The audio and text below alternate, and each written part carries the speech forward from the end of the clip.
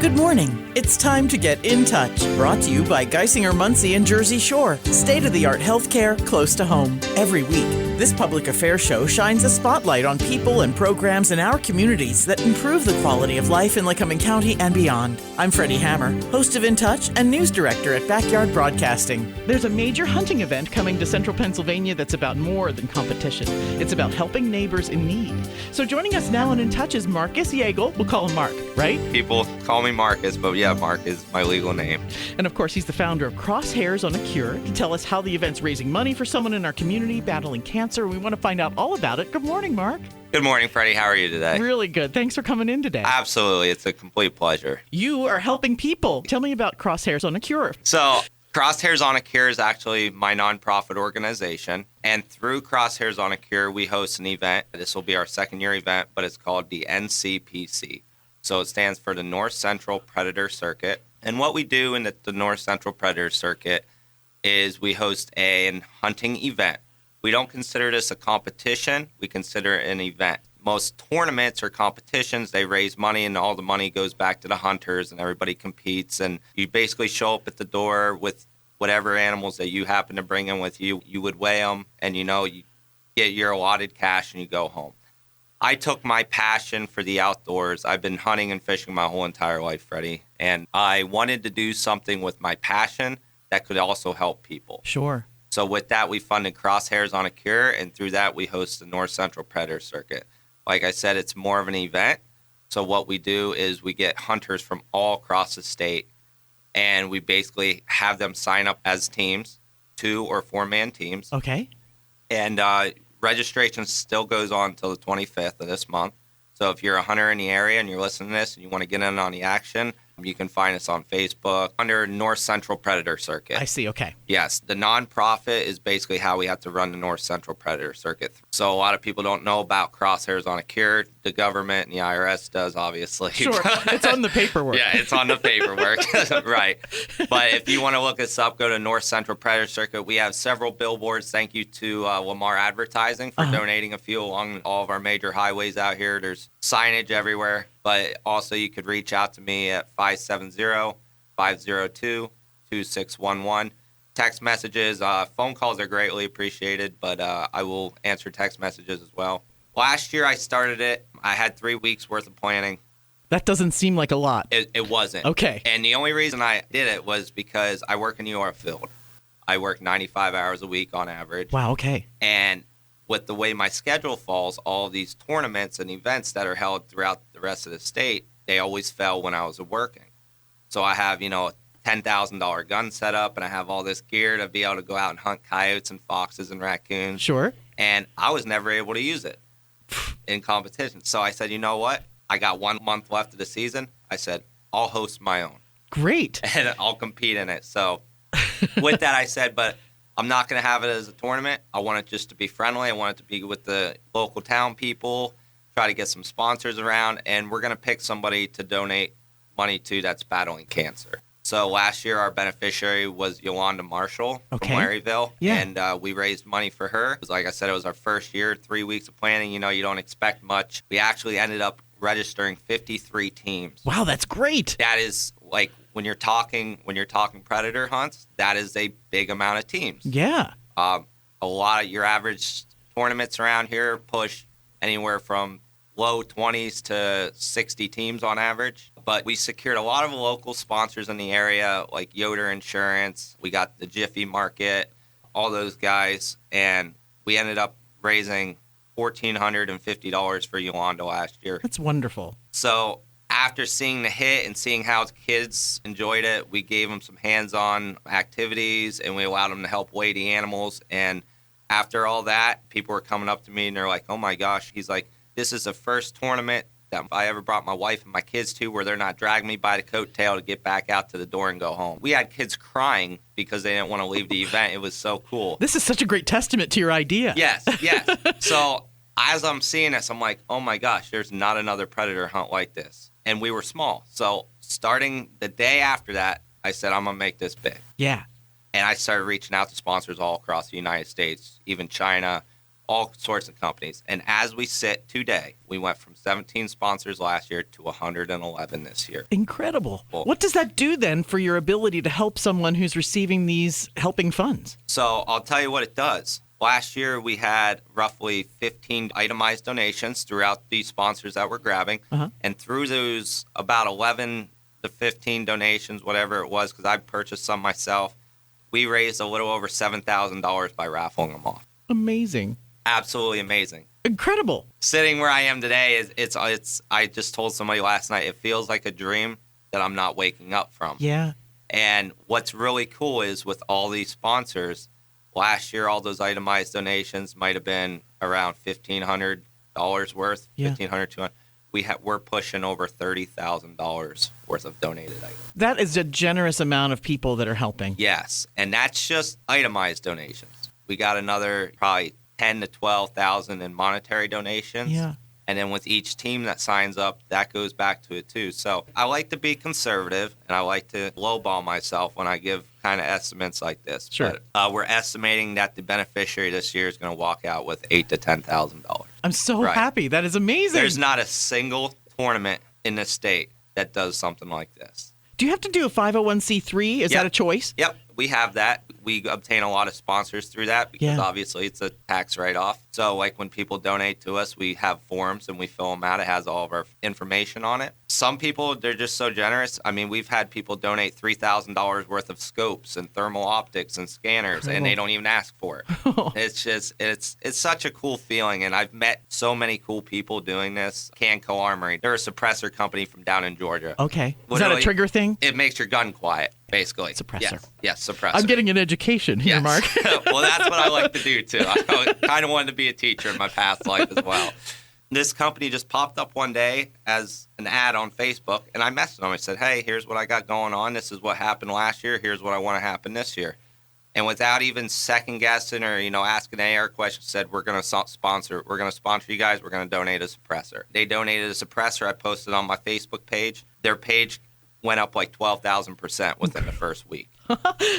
And now we get these companies and they say, hey, $25 donation plus, a kid's BB gun basket. Well, it doesn't matter what it is. If you donate me $25, you donate $3,000 worth of product. Yeah. It all is the same in my eyes, and I will give everybody the same amount of appreciation. Everybody gets a fair shake. Everybody gets a fair shake. And that's the cool thing, Freddi, about our tournament, too. It's January 30th. Okay, January at 12 a.m. is when the hunt starts, Okay. and then it ends February 1st at 10 a.m. The main event that is open to the public is February 1st, 11 to 5 p.m. Where is this happening? This is going to be happening at the Gamble Farm in Jersey Shore. Oh, that's a nice spot. Yes, There's it a big is. yard there. It's a big yard. Parking will be tight. I will give everybody a warning now, so parking will be tight. We're hopefully going to be opening up the lobby in the hotel as well and a few rooms upstairs. With that, it'll be at the Gamble Farm, 11 to 5 p.m. on Sunday. Okay. And it is free to the public. You don't need anything to show up. So you don't even need to be a hunter necessarily. No.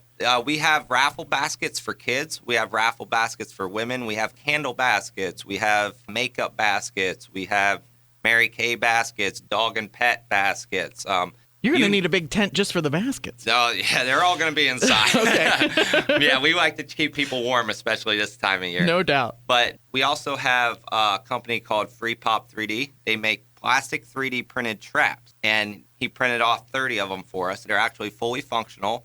So kids, when they come in, we'll have a kids area where they can 3D print stuff with 3D pens, and then we have the traps.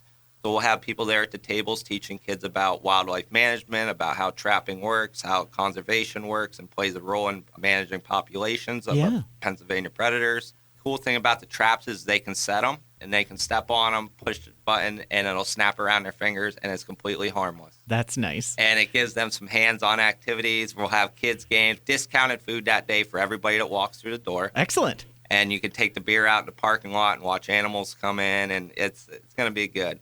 What happens when people then have their animals weighed? Yep, we weigh them. And then you make like a chart? Yes, we have a lot bigger chart this year.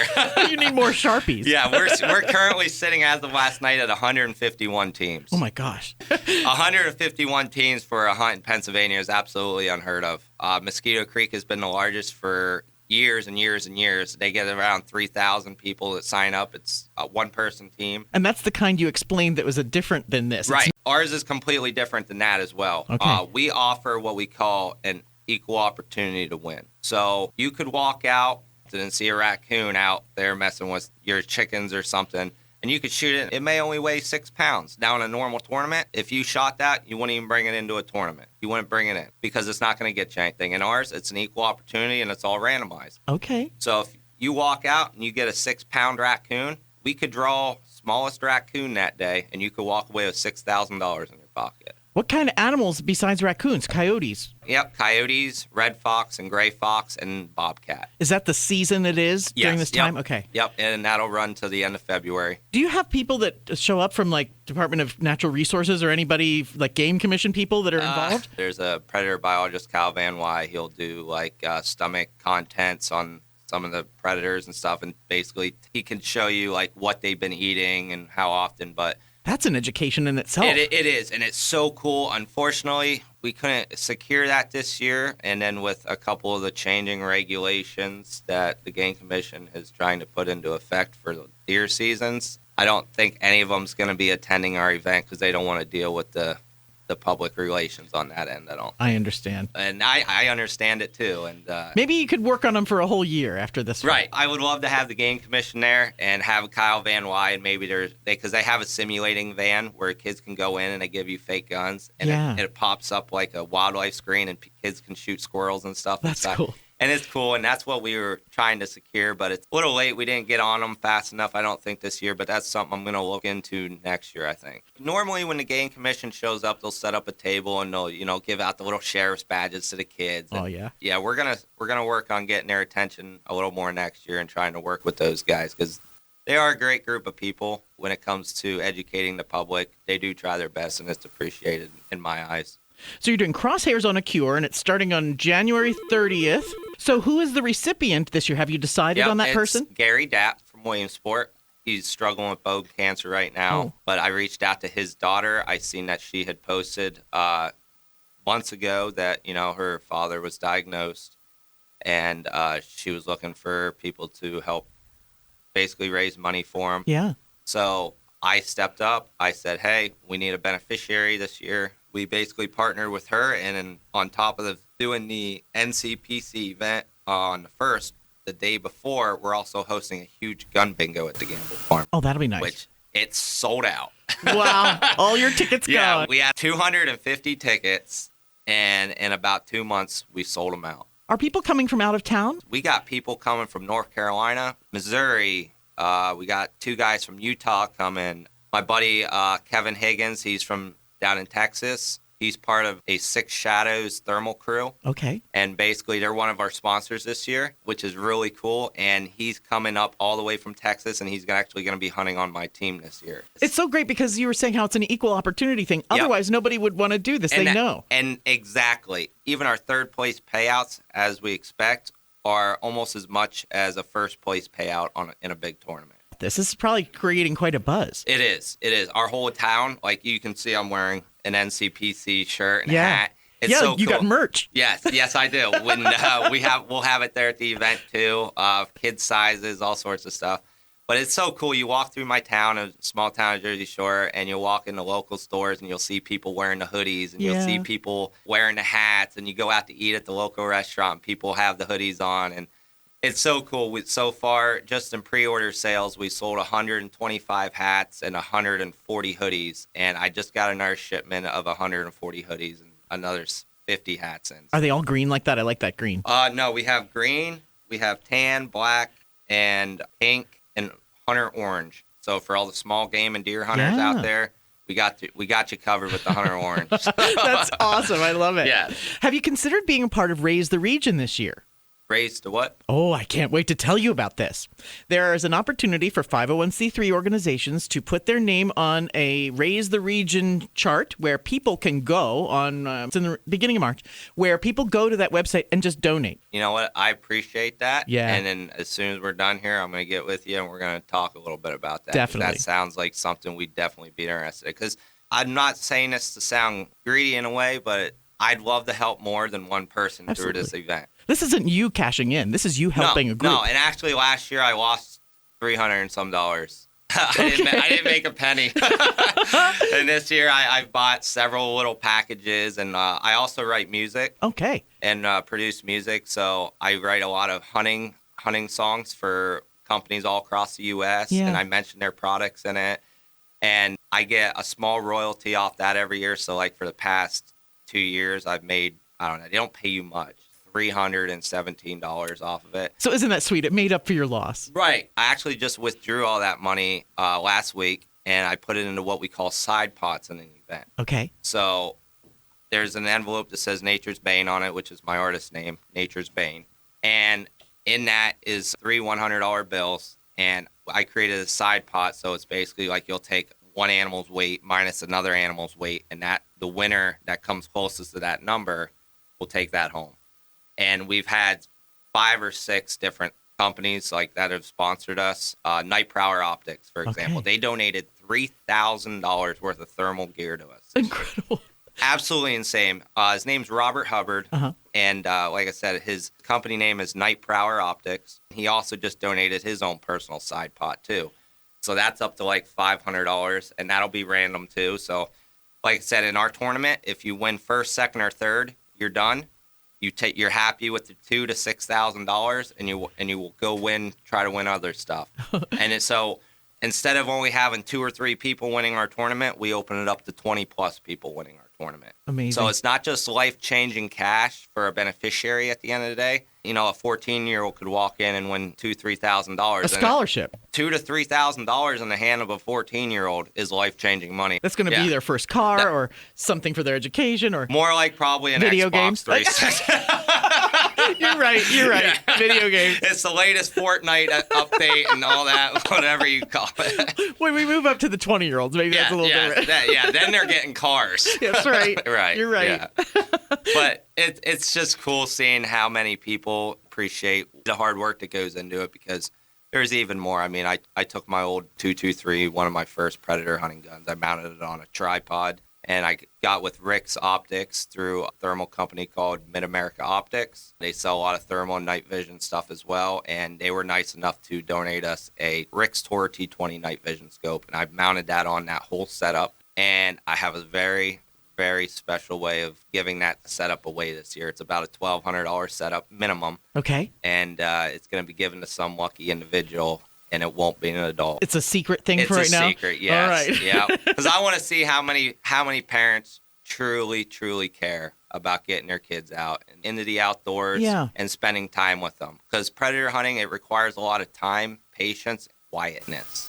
The struggle with kids. For adults. Some adults, yeah. But I want to see how many parents truly take their kid out and put all the necessary things you need to do to shoot predators aside just to spend time with their kid. Sure. And that's my kid. He goes out with me every chance he gets. And he absolutely loves it. He hasn't got his first fox yet or anything, but he missed a few. But that's the important part. That comes with the territory. Yeah, trying. If there's anybody that is interested in signing up for the tournament, you have until the 25th. Okay. And for a 2-man team with all the side pots, the extras, all that, you're looking at $130. For a 3-man team, it'll be $205. Okay. And then for a 4-man team, it'll be $240. That's not bad individually. No.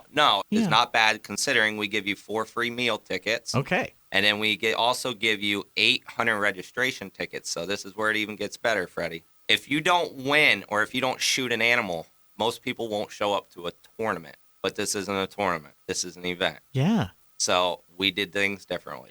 We took an additional $5,000 worth of hunting-related products that were donated, put them on a table, and even if you don't shoot anything, you come in, you get your hunter registration packet, and inside there, if you get all the side pots and extras on your sign-up, you'll have 8 tickets, and you'll put them in there, and you have a chance of walking away with some of the $5,000 worth of product as well. Are you thinking of all this creative stuff yourself? Yes. Oh, you're good at this. Definitely good at this. I have spent, like I said, I work 95 hours in the oil field, and sometimes I have downtime, so I sit there and I just contemplate. Yeah. Because there's nothing worse than just staring out a truck window. Are you out in the wilderness in the Yes, truck? Okay. Yes. So you're thinking about the wild all the time. And then with hunter registrations coming in hot and heavy this year, I get to my hotel around 10 o'clock sometimes. and I'm sitting at my table till 1 a.m. filling out registration forms. It's been like that for months, Freddi. Is your son going to be involved this year? Yes. He likes to help weigh the animal. Okay. So he likes to help run the weigh booth and send slips in and out. But with all the games and activities we have for kids this year, I think he's going to be stuck in the kids area with those guys. You know how kids are. Sure. Yes. He's going to want to be doing that stuff. Yes. Who else helps you with this event? Do you need volunteers? So we would love volunteers. So if you're interested in volunteering, we could use all the help we could get, especially this year. We do have a board of directors, Rodney Borger. He's from East Stroudsburg. We have Jennifer Christian from Jersey Shore, and my beautiful girlfriend from Jersey Shore as well. She's a huge part in this, like my right-hand girl. Supporting you in this. Oh, my gosh. She spends her day packaging up sweatshirts and hats and getting them around and keeping track of the hunters that drop off money and answering requests from sponsors and all sorts of stuff. So, I mean, huge help. I can only see it growing. Yes. And I think after this year, once people see the true meaning of our event and they see exactly what we do and they see the lives that it could change, I think it's going to be something that's going to be a yearly ordeal. And I think it's just like you said, Freddi, it's just going to grow and grow and grow. When you have good ideas like this that help people, it's almost like they take on lives of their own. This kind of experience. Yeah, like I said, we could use all the help we could get on February 1st. It would be greatly appreciated. You just find one of us at the door or inside somewhere and ask where we can put you, and we'll find something for you to do. Because trust me, everybody wants to enjoy an event. Not everybody wants to be cooped up at the tables. So if we can rotate people in and out, it would be a huge help. We're going to go on Facebook to North Central Predator Circuit, NCPC. Yes. And so as the North Central Predator Circuit, you have your public event and you have this Crosshairs on a Cure, but do you think that it can grow to other events throughout the year? Yeah, so like I said, we have the bingo. Yes. That was one, and I've had several people reach out to me about possibly hosting a fishing one. Oh, that's nice. Summertime. Yes, summertime. So in our area, bass fishing's big. I've never really been a bass fisherman. There's a kid from Wellsboro that's like winning national tournaments in bass fishing. Yeah, and congratulations for all his success. Yeah. And bass fishing around here is very popular. I think more or less I like the catfish side of things. Okay. So I'm thinking maybe I might host a catfish tournament, and then on the day of the catfish tournament, set up a couple deep fryers outside, and I can skin a catfish lickety-split. Lickety-split. So I can sit there at a skinning table while my chefs prepare it. We can have fresh cooked catfish at the day of the event and raise money for somebody who needs it at the end of the day. You got somebody interested already. Yeah. I'm thinking so. I'll see you there, Freddi. Okay, I'm well on the way. No, I think this is fabulous, and I'm just hoping that just continues to grow for you. It's almost like, oh my gosh, we met through just you sending out information, and I'm totally changed by this. This is a new idea. Last year, nobody heard of us. We didn't have any signage. We had a couple poster boards up. This year, like I said, Lamar Advertising put up, I think, 6 or 8 billboards for us along the highway. Yeah. We got Mid-State Beverage from right there on the Golden Strip. Sure. They donated probably close to 100 yard signs, a big 8 by 16 foot drop down banner, poster boards, all sorts of stuff. Travis McCloskey, he owns McCloskey Graphics and Designs in Hughesville.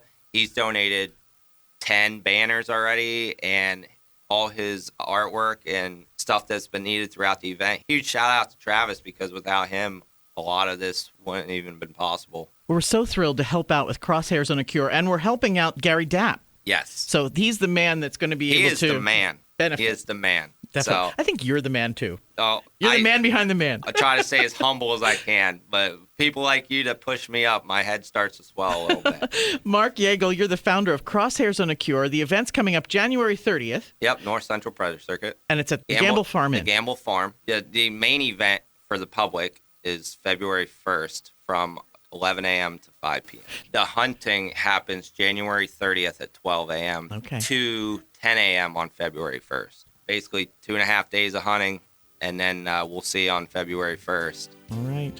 Founder of Crosshairs for the Cure, making a difference for people who with serious illnesses here. You're choosing folks every year. Yeah.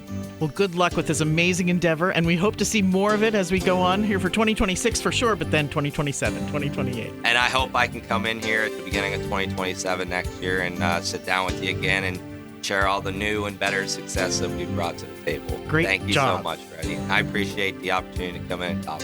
Thanks for being on In Touch. Absolutely.